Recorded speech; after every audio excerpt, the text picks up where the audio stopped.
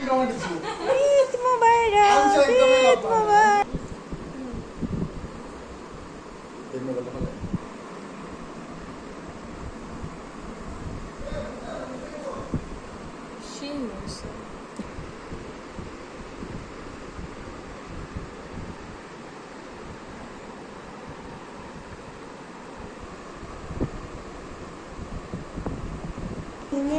রোজার শেষে এলো খুশির